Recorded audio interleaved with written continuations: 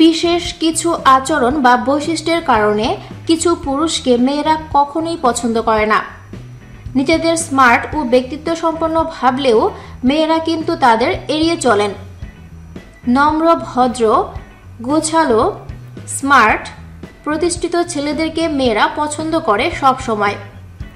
অগোছালো, উল্টাপাল্টা, ছন্নছাড়া, বাউন্ডুলে, বেকার, পকেট গড়ের মাঠ টাইপের ছেলেদের মেয়েরা 4 পয়সারও দাম দেয় না। জেনে নিন এসব বৈশিষ্ট্য আপনার মধ্যে আছে কিনা। অবহেলা, মেয়েদের মধ্যে আবেগ একটু বেশি কাজ করে।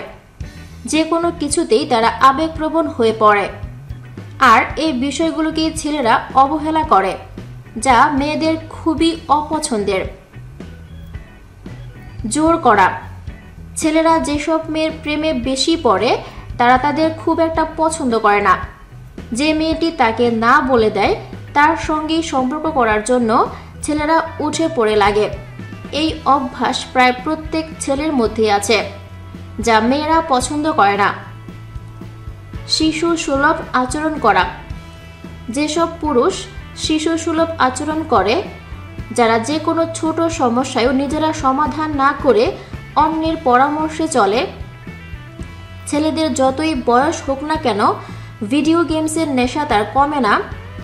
একটু সময় পেলেই গেমস নিয়ে ব্যস্ত হয়ে পড়ে। এমন ছেলে মানুষই স্বভাব মেয়েরা একদমই পছন্দ করে না।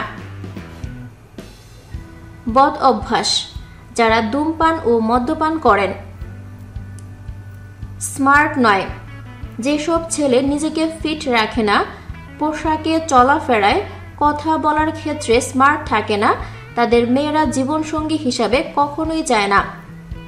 এমনকি তাদের সঙ্গে কথা বলতেও তারা স্বাচ্ছন্দ্য বোধ করে না।